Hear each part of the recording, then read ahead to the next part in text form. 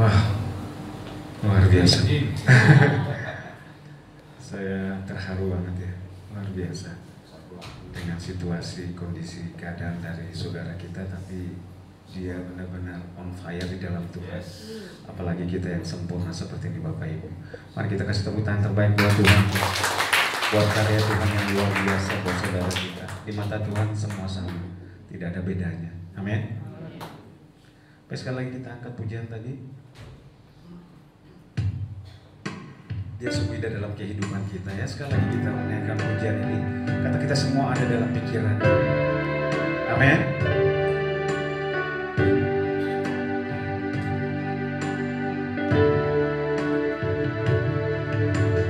Kemanakah aku dapat pergi menjauhi rohmu, menjauhi rohmu yang suci.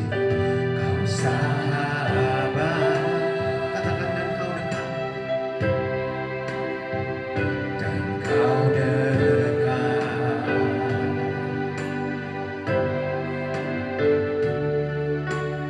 bahkan seluruh pengabdianku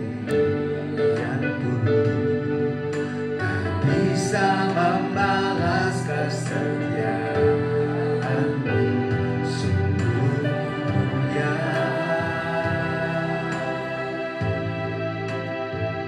dan berharga.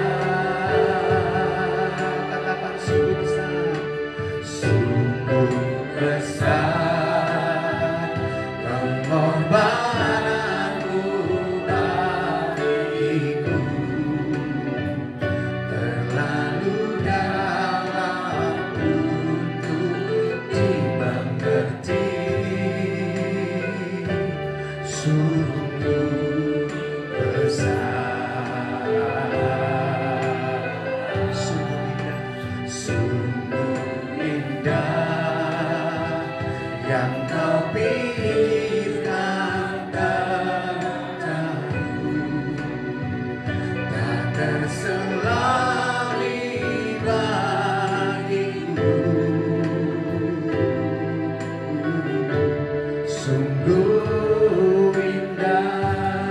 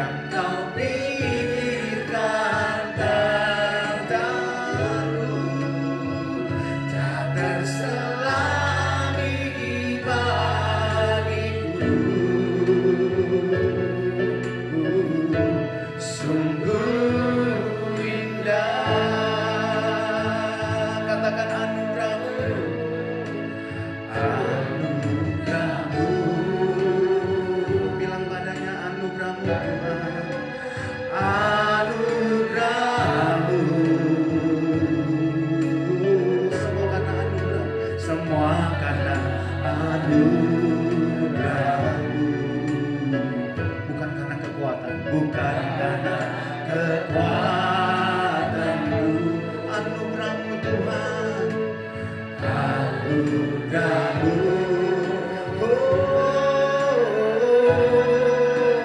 anugerahmu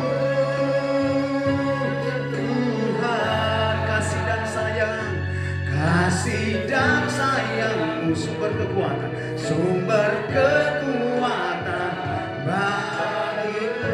Sekali lagi dan saya mengulang namanya, anugerahmu, anugerahmu. Mari angkat tanganmu, katakan anugerahmu Tuhan, anugerahmu. Semua karena bukan karena kekuatan, karena kekuatanmu, anugerahmu, anugerahmu, Yesus, anugerahmu Tuhan, kasih dan sayangmu, sumber kekuatan bagiku, kasih dan sayangmu Tuhan, kasih dan sayangmu, sumber kekuatan bagiku, kasih dan sayangmu Tuhan, kasih dan sayangmu, sumber kekuatan bagiku.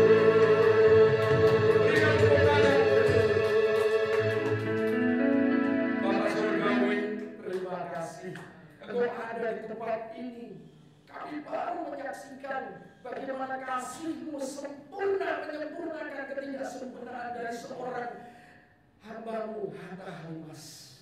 Kau sudah memilih dia sebelum dunia dijadikan, dan dia boleh menemukan rahasia-Mu lebih dari semua harta dunia. Terima kasih Tuhan.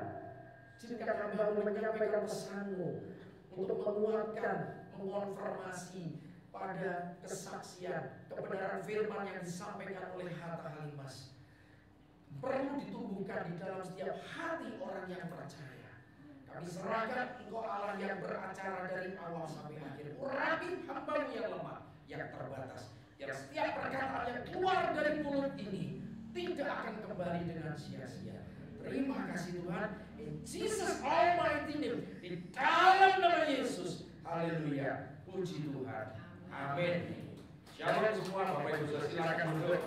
Terima kasih Hatta sudah meluangkan waktunya di tempat ini. Terima kasih juga sahabat-sahabat. Nah, di belakang juga ada Pak Rudi, ya, yang gak akan kalah untuk memberi kesaksian. Shalom, luar biasa, ya. Kita tunggu tanggal mainnya ya, seperti bioskop, ya.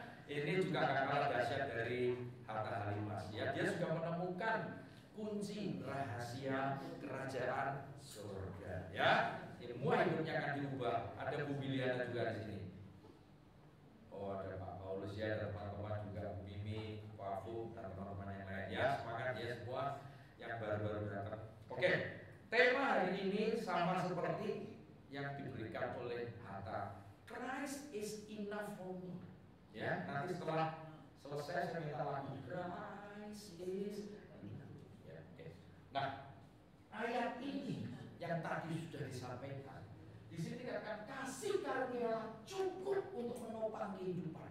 Artinya memberi kita hidup itu butuh kasih karunia, bukan yang lain. Percaya dan mengaku Yesus adalah segala-galanya yang kita butuhkan. Apakah kita mengasihi Dia? Itu kita butuh bukti, Bapak Ibu Saudara. Bukan rajin ke gereja, bukan rajin ibadah, no. Tetapi buktikan kalau Yesus adalah segala-galanya di dalam hidupmu. Amin. Seperti yang dialami Hatta, dia nggak cari kesembuhan. Bukan berarti gini ya, kita nggak boleh minta disembuhkan, no. Tapi ada kes-kes tertentu. Iman itu iman yang benar. Apakah Sadrak, Mesak, Abednego diselamatkan ketika dimasukkan dapur api? Jawab, tidak. Apakah Tuhan menolong? Juga tidak. Iman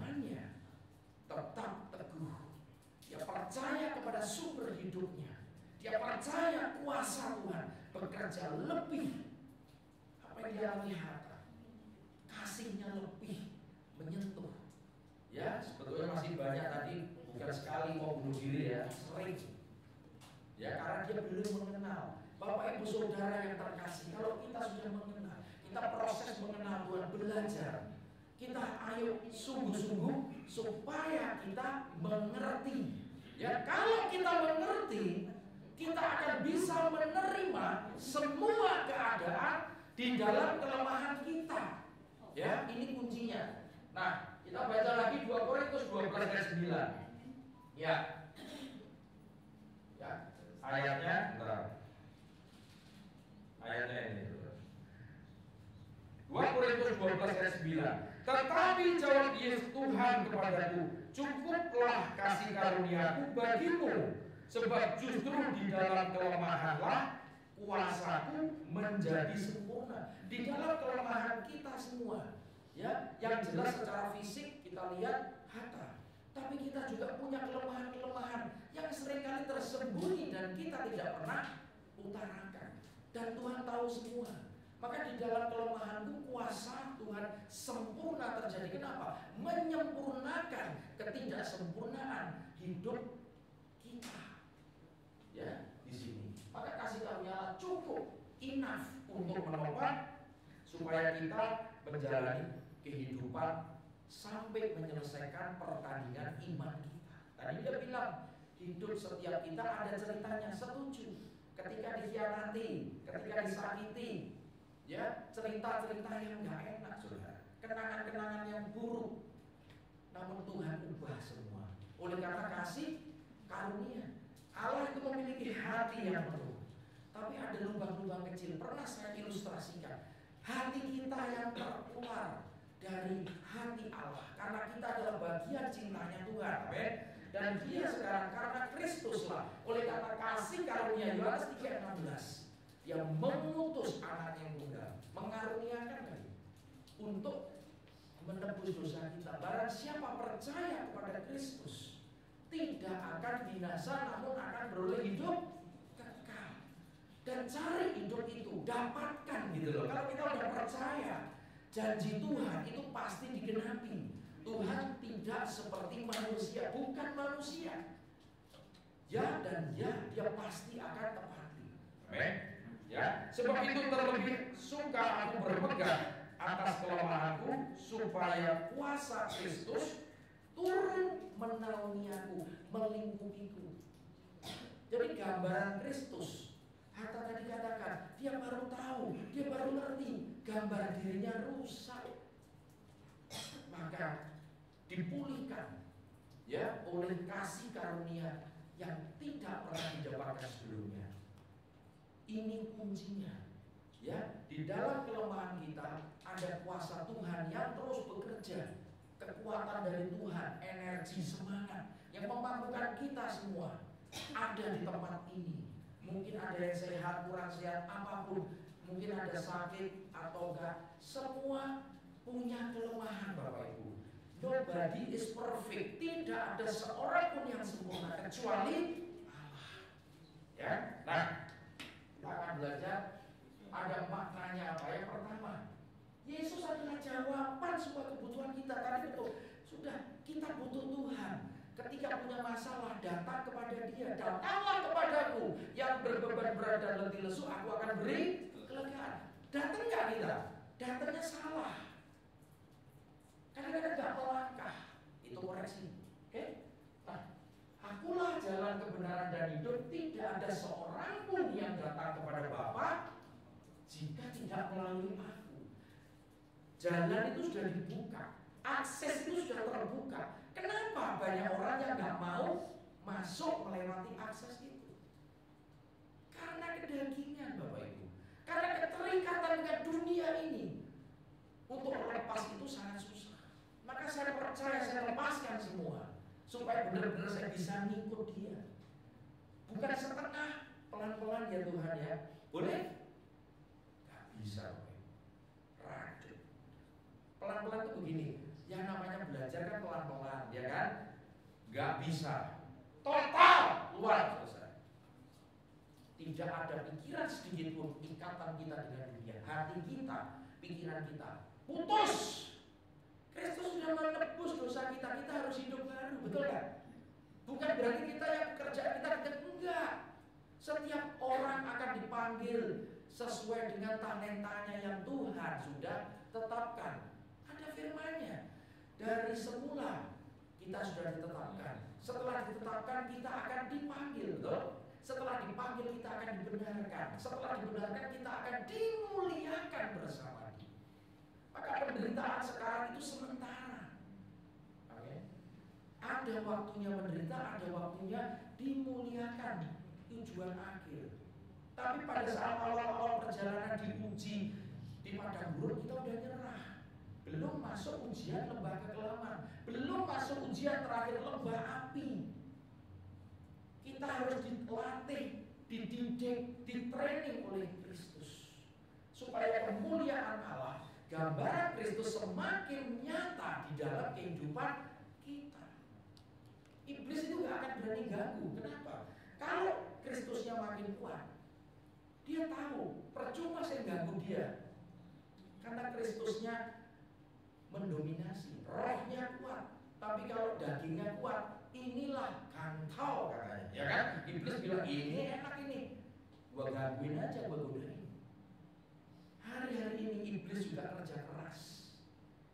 Bukan cuma Tuhan menggerakkan penginjilan, menggerakkan tim-tim untuk sharing firman, tapi iblis juga bekerja, bergerak untuk apa? Untuk membuat melemahkan iman kita, untuk membuat kita tidak punya power.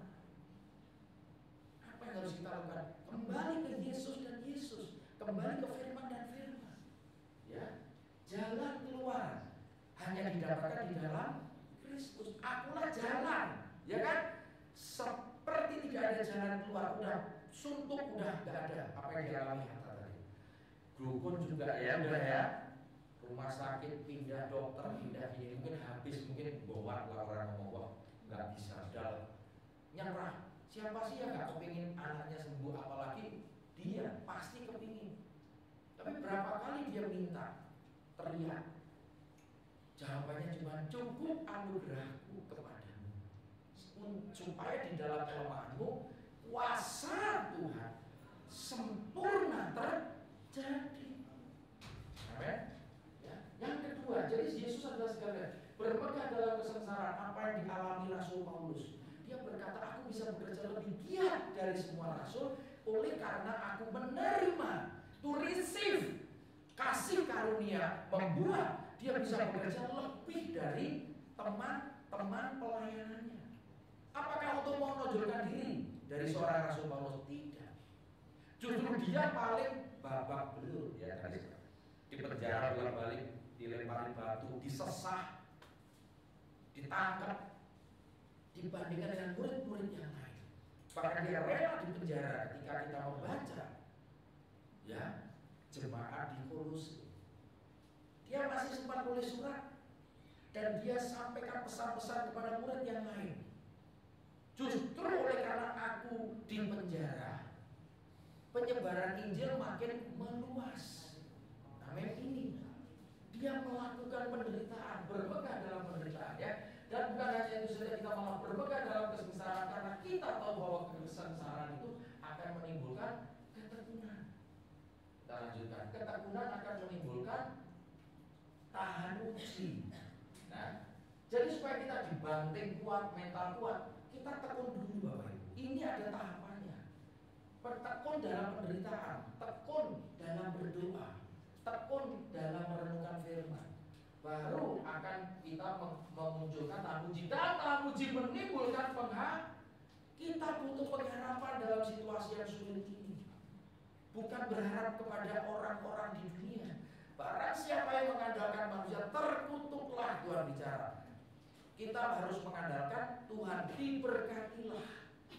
Ketika orang mengandalkan Tuhan dan berharap pada Yesus, tidak mengecewakan, karena kasih Allah telah dicurahkan di dalam hati kita oleh Roh Kudus yang telah dikaruniakan kepada kita. Jadi yang pertama adalah percaya Kristusnya ada di sini. Iman ada. Karena iman itu adalah anugerah pemberian. Baru kasih yang besar itu dicurahkan. Apa yang dialami Hatta, dia percaya, dia beriman. Baru dia sadar dari apa? Sering saya ngomong, disadarkan lewat firman, ya Hatta ya. Bukan diinjili pendeta, bukan diajak KKR. KKR ribut terus. Apa? Di RPK sikap hati kita. Kita mencari Tuhan. Perkara lo sembuh kek, mau setengah sembuh atau bahkan gak sembuh, itu bukan urusan kita. Karena Tuhan sudah menetapkan pencobaan, ujian tidak melebihi dari kekuatan kita. Itu pegangan kita.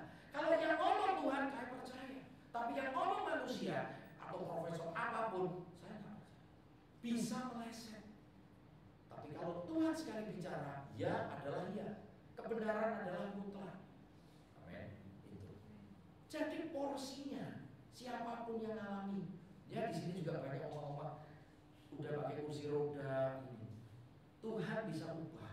Kalaupun di kursi roda masih tetap berkarya. Ya sekarang pun Hatta sedang mengambil sekolah teologi dapat beasiswa ya. Dan saya tanya tadi rencana kamu apa? Dan dia sudah penulis buku, udah 2 buku ya. Nah, jadi dia tidak melihat kondisi fisik disabilitas enggak. Bapak ibu yang normal gimana? Malu mestinya. Aku masih diberi kesehatan, tapi aku masih di kursi roda seperti Pak John. Tuhan bisa pakai Pak Joni. Kalau Pak Joni mau sembuh, mau nggak? Pertanyaannya cuma itu. Ya, aku nggak bisa. Nah, karena kita melihat keadaan kita yang lemah. Tapi kalau kita melihat Kristus di dalam kita, kita pasti kuat. Kita pasti punya semangat, bangkit. Gak ada kata menyerah. Sebesar apapun, ya badai hidup. Nah tiap harinya saya urusi badainya orang. Badai saya pun saya urusi. Paham? Setiap orang punya badainya sendiri, jangan bandingkan selalu saya. Ya, oke. Dan pengharapan tidak mengecewakan karena kasih Allah telah dicurahkan di dalam hati kita oleh Allah. Hati adalah tempat Allah mencurahkan kasih. Maka jaga hatimu dengan penuh kewaspadaan, sebab dari situlah terpancar kehidupan, supaya nyala, supaya gambaran Kristusnya makin terang, supaya cahaya Kristus makin bersinar. Adalah punya bersinar. Nah, bersinar terus, itu yang Tuhan kehendaki. Apapun keadaan kita, Pak, kalau sakit gimana kita bisa punya semangat? Nah, ada Kristusnya.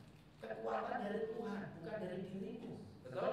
Kamu mau latihan eksersis seperti apa, akan capek lagi. Tapi kalau Kristus yang kasih kekuatan, rasa capek itu hilang. Saya alami, maka saya bisa bersaksi.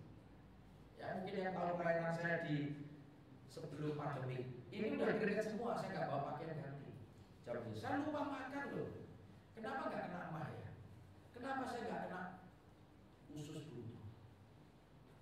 Karena saya melayani Tuhan, saya tidak ingat lapar apa enggak.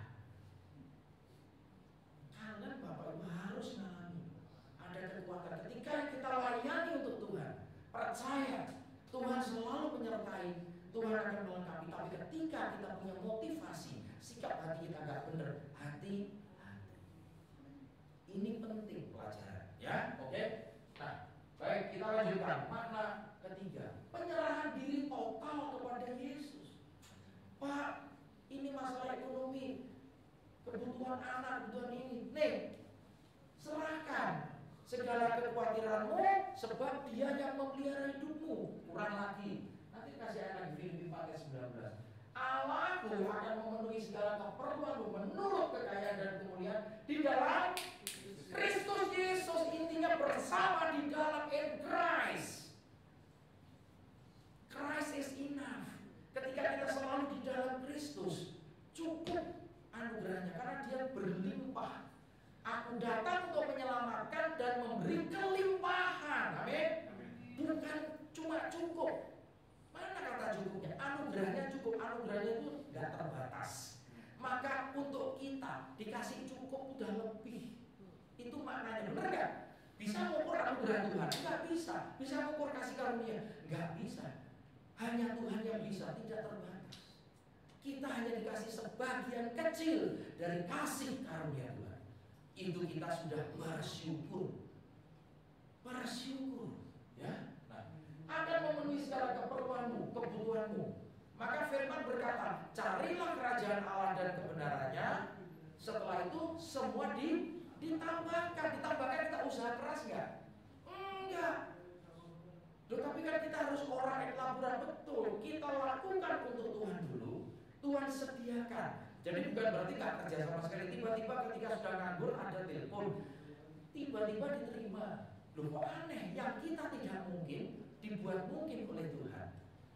Amin. Jadi kita kerja keras nggak? Enggak. Bahkan kita sudah lupa kalau kita itu sudah ngirim-ngirim ratusan melamar job. Tiba-tiba itu sudah kira-kira 2 bulan yang lalu, 3 bulan yang lalu, sudah lupa. Ditelepon siapa ya? Bapak bisa datang ke kantor, mulai minggu depan akan training, ada 3 bulan masa percobaan. Bapak kami kirimkan surat penawaran kerja, bla bla bla bla. Sampai kaget. Loh, saya nggak nyangka katanya. Gajinya dikasih sedikit, betul nggak? Telepon lagi. Ini surat boleh saya tanda tangan, silakan Bapak datang tanda tangan di atas materai. Artinya apa? Kalau kita tekun menunggu, kita terus menjalani hidup ini bersama dengan Yesus di ruang tunggunya Kristus, ruang tunggunya Tuhan, bukan ruang tunggu hotel, bukan ruang tunggu karaoke, bukan ruang tunggu yang lain. Intinya semua akan dibukakan satu persatu, ya. Jadi memenuhi apa yang jadi khawatir. Jehovah Jireh, katakan Allahku akan memenuhi segala keperluan menurut kekayaan dan kemuliaan di dalam Yesus. Itu keluar firman-Nya menjadi rema, tenang baru. Oh, ini resepnya itu. Hatta tadi dapat 1 ayat loh, ya, 2 Korintus yang mengubah hidupmu, betul? Hidupnya berubah sekarang. Berubah. Yang mengubah siapa? Firman, bukan manusia. Ya, Murtadin itu juga ketika belajar Dr. Fadil, dia pelajari Quran, pelajari sampai dia tahu ternyata banyak yang nggak sesuai. Kebenaran ada di ini. Tuhan akan menyingkapkan, Tuhan akan menunjukkan kepada orang yang sungguh-sungguh mencari Dia. Yang terakhir, Yesus menjadi pusat. Nah, apakah Dia pusat hidup kita? Galatia 2:20. Namun aku hidup tapi bukan aku lagi sendiri, melainkan Kristus yang hidup. Sering saya ngomong, hidupku bukan aku lagi, tapi Kristus yang hidup di dalam aku. Kristus yang mengendalikan hati dan pikiranku. Kristus yang memiliki aku. Kristus yang mengarahkan hidupku. Katakan itu ini. Hidupku yang kuhidupi sekarang di dalam daging adalah hidup oleh iman anak Allah, yaitu Yesus yang telah mengasihi aku dan menyerahkan dirinya untuk 4 poin. Saya nggak mau bahas terlalu lagi karena sudah cukup anugerahnya. Tadi yang dialami Hatta, dia pelaku, ya, dia pelakunya, bukan kata orang, dan dia mengalami. Nah, saya harap apa yang dialami Hatta boleh dialami kita semua, bahwa firman itu dahsyat, bahwa firman itu hidup, firman Tuhan itu hidup dan kuat, ya dan amin. Amin. Dia lebih tajam dari pedang manapun, ya, pedang bermata 2, yang bisa memisahkan sumsum dan sendi, yang bisa memisahkan roh dan jiwamu, dan menusuk tajam pada pikiranmu, memberikan pertimbangan, sehingga kita punya hikmat, sehingga kita bisa ambil keputusan yang benar. Kita butuh hikmat supaya jalani hidup ini nggak keliru, nggak salah jalan, betul kan? Nah, maka kita punya jalannya sudah diatur di dalam Kristus, di dalam firman-Nya. Paham Bapak Ibu Saudara? Saya boleh mau ayo belajar firman-firman. Malas Pak, saya udah baca sampai 10 kali. Berapa rema yang kamu dapatkan? Rema itu ada firman yang hidup dari logos berubah jadi rema. Ya, itu aja yang bisa saya sampaikan. Mari sore hari ini kita merenungkan semua kebaikan, kasih karunia, anugerah Tuhan. Kristus sudah diutus untuk kita semua dikembalikan karena kita miliknya kepada kasih yang sempurna. Kita nyanyi.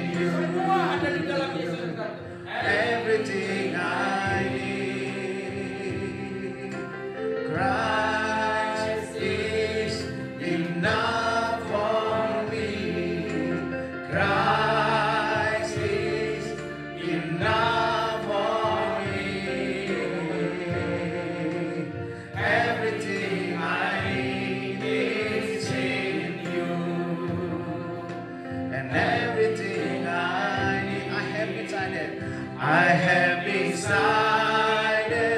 to follow Jesus. No turning back, no turning back, no turning back. I have decided to follow Jesus.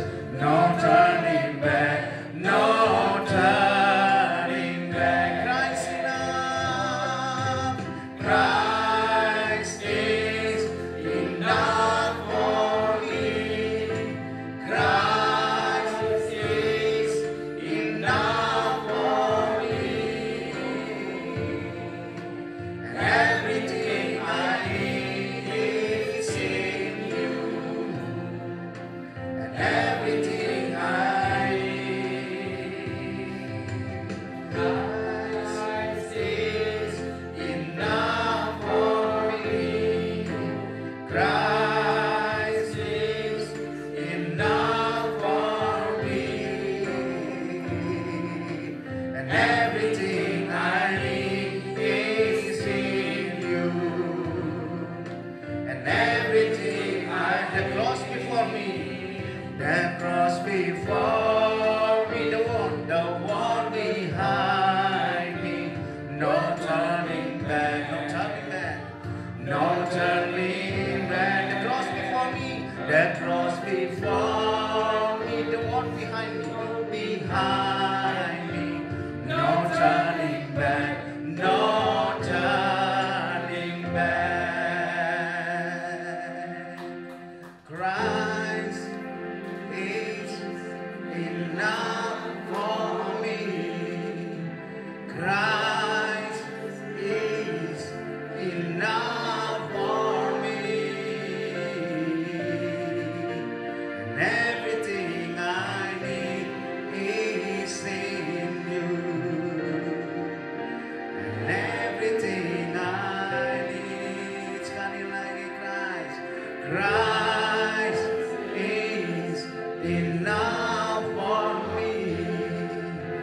Christ is enough for me. And everything I need is in you. And everything I need, I have decided to follow Jesus. No turning back, no turning back. I have decided to follow Jesus. No turning back, no turning back. Mari kasih keputusan terbaik buat Tuhan kita. Bapak, kami mengucap syukur dan terima kasih Bapak, bahkan buat kebenaran firman-Mu telah Kau sampaikan Bapak bagi kami lewat hamba-hamba-Mu Bapak Hatta juga Pak Kurniawan. Bapak, kami bersyukur Bapak bagi Engkau Tuhan, hamba-hamba-Mu Bapak telah selesai berbicara. Namun kami yakin dan percaya Roh Kudus Engkau terus Bapak mengiangkan akan kebenaran firman ini dalam kehidupan kami, mengartikan, bahkan memateraikan dalam kehidupan kami, serta memampukan setiap kami untuk dapat melakukannya dalam kehidupan kami dari hari ke hari. Berkati kehidupan Pak Hatta, berkati kehidupan dari Pak Kur Bapak, setiap pelayanan mereka dimanapun Engkau utus, Engkau bawa Tuhan.